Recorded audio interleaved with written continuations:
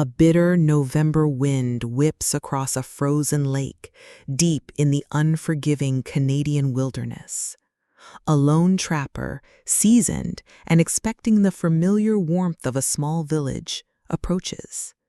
But instead of chimney smoke and the sounds of life, he's met with an unnerving, absolute silence.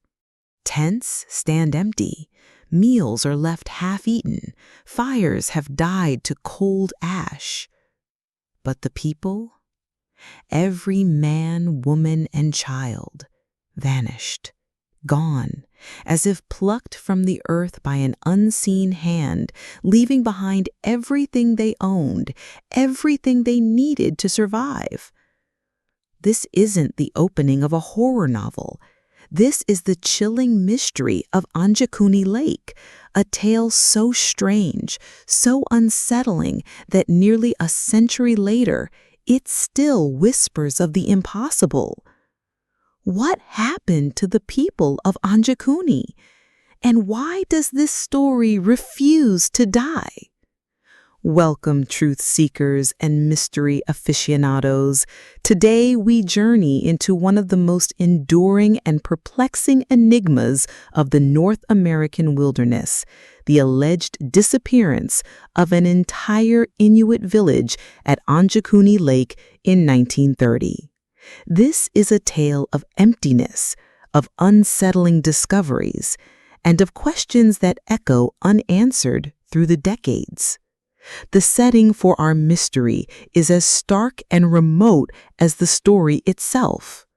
Anjikuni Lake, nestled within the Kavalik region of Nunavut, Canada, near the Kazan River, is a place of stark beauty and brutal winters. For generations, it was home to small, resilient communities of Inuit, people intimately connected to the land, masters of survival in an environment that would break most others. They were not a people prone to abandoning their homes, their tools, or their traditions lightly. Our primary witness, the man who stumbled into this silent nightmare, was a French-Canadian fur trapper named Joe Labelle. Labelle was no stranger to the region. He knew the Inuit of Anjikuni, had traded with them before, and considered them familiar faces in the vast, sparsely populated landscape. In November of 1930, a time when the grip of winter was already tightening its icy fist around the land, Labelle made his way towards the Anjikuni settlement. He likely anticipated a warm welcome, the exchange of goods, news from the outside world, and perhaps shelter from the biting cold. What he found instead would become the stuff of legend, a story whispered around campfires and debated by researchers for generations. A village, once vibrant with life, now utterly, inexplicably empty. As Labelle approached the familiar cluster of tents and igloos, for some accounts mention both traditional skin tents and more permanent winter dwellings, an uneasy feeling must have settled upon him. Where was the usual chorus of barking sled dogs that announced any visitor? Where was the thin plume of smoke from the cooking fires, a beacon of life in the frozen expanse? There was nothing. Only the mournful sigh of the wind across the snow-covered tundra. He called out. His voice, swallowed by the vastness, received no reply. Hesitantly, he pushed aside the flap of the first tent. What he saw was not a scene of violent upheaval, but something arguably more disturbing. A scene of life interrupted, frozen in time. Inside, it said he found belongings seemingly dropped in haste. A child's toy, perhaps, lying on a fur bedding. In one dwelling, a pot of caribou stew or some similar meal still hung over a long-dead fire pit, the contents now frozen solid, or, in some tellings, eerily fresh despite the cold, as if abandoned only moments before. This detail varies, but the core idea is the same. Food preparation was underway and then stopped. He moved from tent to tent, igloo to igloo. The story repeated itself. Personal possessions, crucial for survival, were left behind. Parkas, mukluks, tools. Most unnervingly, rifles were reportedly found leaning by the doorways of several dwellings. For an Inuit hunter, a rifle was an extension of himself, vital for both sustenance and protection. To abandon a functioning rifle in this wilderness was almost unthinkable, akin to a modern person abandoning their only means of communication or transportation in a crisis. The village's store of food and supplies, carefully gathered for the harsh winter, were reportedly untouched. Furs, ammunition, dried fish, all there. This immediately debunked any theory of a planned, orderly departure. If the villagers had chosen to leave, they would have taken their essential supplies, their weapons, and their means of survival. But perhaps the most chilling discovery, the detail that sends a shiver down the spine even today, concerned the village's sled dogs. The Inuit people have a deep, symbiotic relationship with their dogs. They are companions, work animals, and essential for travel and hunting. According to the most persistent versions of the Anjikuni legend, Joe Labelle found the village's team of sled dogs, or at least several of them, dead. Not killed by predators, not victims of some explainable disease, but starved to death, still tethered to trees or posts at the edge of the silent camp. Think about that. These were people who understood the vital importance of their dogs. For them to abandon their animals, to let them perish from hunger while food stores remained untouched in the village, suggested an event so sudden, so terrifying, or so inexplicable that it overrode every instinct of survival and tradition. What could possibly cause such a fundamental break in behavior? Some speculate the dogs were left as a deliberate, chilling message. Others see it as proof of an external force that prevented the villagers from caring for them. Labelle searched for signs of a struggle, for footprints leading away from the village, for any clue as to where an entire community of anywhere from 30 to perhaps even a couple of hundred people, the numbers vary wildly in different accounts, could have gone. He found nothing. No bodies, no bloodstains, no telltale tracks in the snow, which, depending on recent weather, might have been expected. It was as if the inhabitants had simply dissolved into the frigid air. Some versions of the Anjikuni tale, often those that lean into more paranormal explanations, also claim that Labelle or other trappers in the area around the same time reported seeing strange, unexplained lights in the sky over Anjikuni Lake shortly before or during the period the village is thought to have been abandoned. These lights were described as bluish or fast-moving, unlike any known celestial phenomenon or conventional aircraft of the era. This detail, of course, adds another layer of high strangeness to an already baffling scenario. Shaken and deeply disturbed by what he had witnessed, Joe Labelle knew he couldn't just walk away. This was beyond anything he had ever encountered. He made the arduous journey, likely by dog sled himself, to the nearest Royal Canadian Mounted Police or RCMP post or telegraph office to report his grim findings. This journey itself would have taken days, through harsh, unforgiving terrain, the silence of the vanished village no doubt weighing heavily on his mind.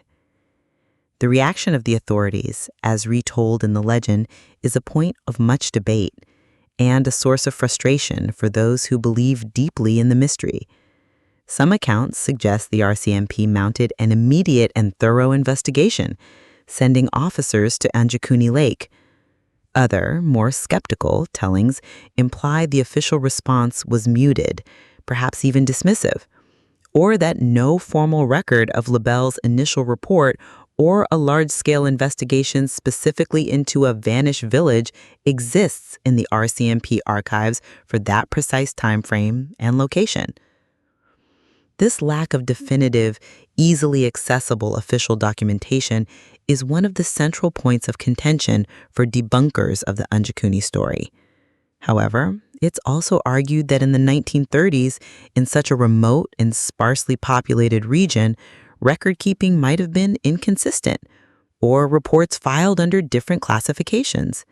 The sheer logistical difficulty of launching a full-scale investigation in the dead of winter in that part of Canada would have been immense. Regardless of the precise nature of the official response, the story began to spread. Trappers, missionaries, and traders carried tales through the wilderness, whispers of the death village or the silent camp. It was a story perfectly suited to the eerie solitude of the North, a land where the line between the real and the mythical can sometimes blur. The initial reactions were, naturally, ones of bewilderment and fear. What could cause an entire community to disappear so completely?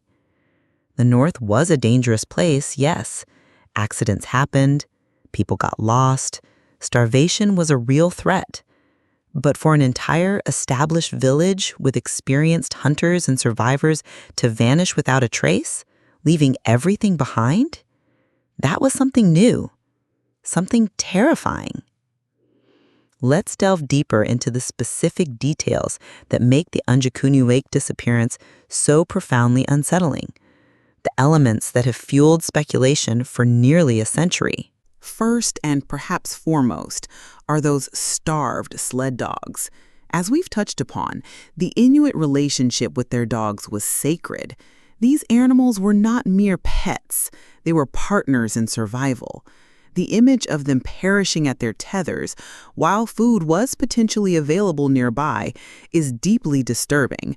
It suggests either an incredibly rapid departure, where there was no time even to cut them loose, or a reason so compelling that their welfare became secondary. What could possibly cause such a fundamental break in behavior? Some speculate the dogs were left as a deliberate, chilling message. Others see it as proof of an external force that prevented the villagers from caring for them. Second, the abandoned food and supplies, rifles by the door, kayaks in some accounts pulled up on shore, tools, warm clothing, and caches of preserved food, all left behind. This argues strongly against any planned migration or an evacuation due to, say, a forewarning of a natural disaster, though what disaster would leave the village itself untouched is another question. People fleeing for their lives in a conventional sense would take these items. Their absence suggests either an incredibly swift event or that the villagers believed they wouldn't need them where they were going, or that they were taken by something that had no use for human provisions. Third, the sheer totality of the disappearance. Not just a few hunters gone missing or a family lost in a blizzard. An entire community, from the youngest infant to the oldest elder, simply gone. How does one hide or dispose of dozens of people in such a remote landscape without leaving a single discernible trace? This is where the scale of the alleged event truly boggles the mind. Fourth, and this is one of the more sensationalized and debated aspects of the legend, the state of the village graveyard. Some versions of the Anjikuni story, particularly those popularized in later books and articles, claim that an ancestral burial ground near the village was found to be disturbed. Graves were allegedly unearthed, the bodies gone. Some even describe the ground as being frozen solid, making such excavation incredibly difficult, if not impossible, without significant time and tools. If true, this detail adds a macabre and deeply sinister layer to the mystery. Who or what would desecrate graves and steal the dead? However, it's crucial to note that this element is one of the least substantiated and most often disputed by skeptics, who suggest it was an embellishment added later to make the story even more shocking. Without concrete archaeological evidence or reliable first-hand accounts from the time specifically detailing this element, it remains firmly in the realm of chilling folklore. Fifth, those reported strange lights in the sky. While easily dismissed by some as misidentified natural phenomena, unrelated aircraft or later additions to the legend, for others, these lights are a key piece of the puzzle. In the 1930s, air traffic over such remote northern regions was virtually non-existent. Could these lights have been connected to the villagers' disappearance? This is where theories involving extraterrestrial intervention often take root. And finally, the reported lack of tracks. In many retellings, it's emphasized that no footprints of the departing villagers were found leading away from the settlement, even though the ground was snow-covered. This detail, if accurate, would imply an almost magical or airborne departure. However, the persistence of footprints in a snowy, wind-swept environment is highly dependent on weather conditions immediately following the event. A fresh snowfall or strong winds could easily obliterate tracks within hours. Still, the idea of a trackless departure adds significantly to the eerie mystique of Anjikuni Lake. Each of these details, taken alone, is puzzling. Taken together, they paint a picture of an event so bizarre, so contrary to normal human behavior and the harsh realities of Arctic survival, that it continues to defy easy explanation. So, what could have happened to the people of Anjikuni Lake? Over the decades, theories have ranged from the mundane to the truly out of this world. Let's explore some of the most prominent ones. First, the rational or seemingly rational explanations. Voluntary mass migration. Could the entire village have simply decided to pack up and move elsewhere, perhaps to join another group or seek better hunting grounds? This is a possibility, as Inuit populations were somewhat nomadic. The problem, this theory struggles to account for the abandoned supplies, weapons, and especially the starved dogs. A planned migration would involve taking everything essential for survival and the well-being of their animals. And why no word left behind? No indication of their destination for traders like Labelle. Attacked by hostile outsiders. Could another tribe, or perhaps even rogue trappers or explorers, have attacked the village? The problem, most accounts, including Labelle's alleged testimony, emphasize the lack of any signs of a struggle. No bodies, no widespread bloodstains, no ransacked dwellings beyond the general state of things being left.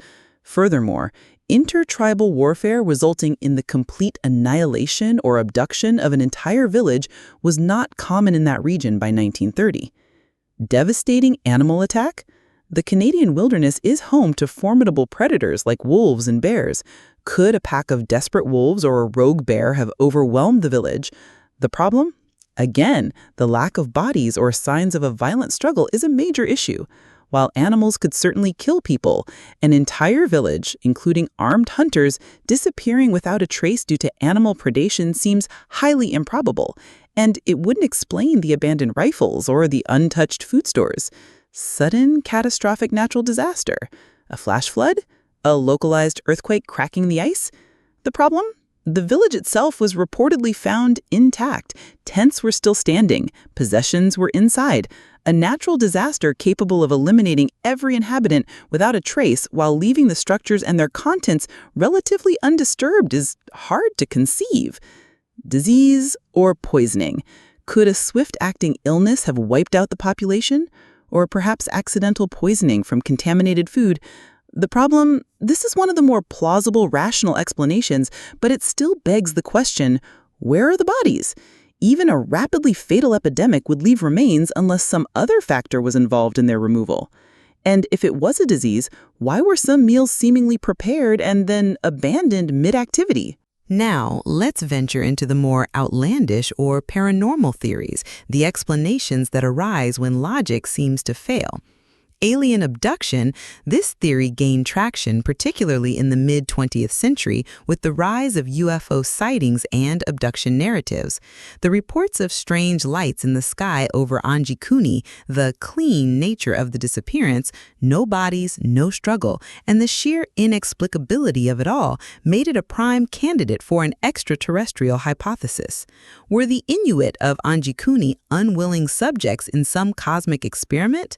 The appeal, it offers a solution that accounts for many of the bizarre elements, particularly the totality of the disappearance and the alleged lack of tracks. The problem, it relies entirely on speculation, with no direct physical evidence of alien involvement. The strange lights are anecdotal and could have other explanations. Malevolent spirits or supernatural forces. Indigenous cultures around the world, including Inuit traditions, often have rich oral histories involving spirits of the land, powerful entities, or portals to other dimensions. Could the Anjikuni villagers have fallen victim to some ancient angered spirit or stumbled into something not of this world? Perhaps a taboo was broken or a sacred site disturbed. The appeal. This taps into the deep-seated human fear of the unknown and respects the possibility of belief systems beyond our modern Western understanding. The problem, like the alien theory, it's unfalsifiable and lacks empirical evidence. It enters the realm of folklore and belief rather than provable fact. However, in a mystery this strange, some argue that such possibilities shouldn't be dismissed out of hand. Unknown natural phenomenon or government experiment. Could some rare, localized atmospheric or geological event have occurred, something we don't yet understand that could cause such a disappearance? Or, venturing into conspiracy, could a clandestine government experiment have gone wrong or targeted the village for some unknown reason? The appeal. These theories attempt to find a scientific or hidden human agency explanation for events that seem to defy conventional science. The problem, again, lack of evidence. No known natural phenomenon fits the described events perfectly, and theories of secret government operations in such a remote area in 1930 targeting a small Inuit village stretch credulity for many. And finally, the theory that the entire story is a hoax, an exaggeration, or a misunderstood legend. This is where many skeptics and serious investigators land. The Anjikuni Lake story, as popularly told, has some significant issues regarding its verifiability. Lack of primary sources. Concrete, contemporary documentation from 1930 corroborating Joe Labelle's most dramatic claims is scarce or non-existent in official RCMP archives, according to some researchers. The RCMP has, at various times, reportedly stated they have no record of such an event. The role of sensationalist writers. The story was significantly popularized and perhaps embellished by writer Frank Edwards in his book, Stranger Than Science. Edwards was known for collecting and presenting strange tales, sometimes without rigorous fact-checking. Many of the more extreme details, like the desecrated graves or the specific number of dogs, may have been amplified or introduced through such retellings. Joe Labelle himself, while Labelle is central to the legend, concrete biographical information about him or independent verification of his precise testimony from multiple primary sources in 1930 can be elusive. It's possible that a smaller, less dramatic event, perhaps a family gone missing, or a temporary abandonment of a camp for legitimate reasons that were misunderstood, snowballed over time through oral retellings in the remote north, gathering more dramatic and inexplicable details with each telling, until it became the legend we know today. A few starved dogs found at an empty seasonal camp could morph into an entire village vanished with its dogs mysteriously dead. It's crucial to understand that acknowledging the possibility of exaggeration or legend doesn't necessarily mean nothing strange happened. It simply means the popular version of the story might be a dramatic interpretation of more ambiguous or less sensational events. The core mystery might be, what was the original event that spawned this incredible legend? So, after nearly a century, where does that leave us with the vanishing of Anjikuni Lake Village? Is it a genuine, unsolved paranormal event? a tragic but ultimately explainable historical incident that has been obscured by time and embellishment, or a masterfully crafted piece of folklore, a campfire tale from the frozen north. The truth is, we may never know for certain, and perhaps that is precisely why the story of Anjikuni Lake continues to fascinate and haunt us. It taps into some of our deepest primal fears, the fear of the unknown, the fear of sudden and inexplicable disappearance, the unsettling thought that the world around us might operate by rules we don't understand, or that forces beyond our comprehension can simply erase us. The Anjikuni legend persists because it is a perfect mystery. It has just enough alleged detail to be tantalizing: the uneaten meals, the starved dogs, the abandoned rifles, but not enough concrete evidence to be definitively solved or debunked to everyone's satisfaction. It exists in that murky space between fact and folklore, a testament to the power of a good story, especially one that originates from a place as remote and mysterious as the Canadian Arctic. The lack of closure is, in itself, a powerful hook. Human beings are wired to seek patterns, to find explanations. When faced with a void, an absolute unknown like Anjikuni, our minds will race to fill it with theories, with speculation, with wonder, and with dread. Whether the village was spirited away by unknown entities, fell victim to a bizarre, forgotten tragedy, or is simply a powerful legend that speaks to the harshness and mystery of the wilderness, its story serves as a chilling reminder. There are still corners of our world and episodes in our history that defy easy answers. There are silences that scream louder than any noise. What do you think happened at Anjikuni Lake? Was it a real vanishing, an elaborate hoax, or something in between? Are there other similar stories of unexplained disappearances that you find equally compelling? The wilderness keeps its secrets well, but the human desire to uncover them, to understand, never fades. Thank you for joining us on this journey into the heart of an enduring enigma. If you found this story as captivating as we do, be sure to like, subscribe, and hit that notification bell for more explorations of the strange and the unexplained. Until next time, keep questioning, keep searching, and never stop wondering about the mysteries that lie just beyond the edges of our understanding.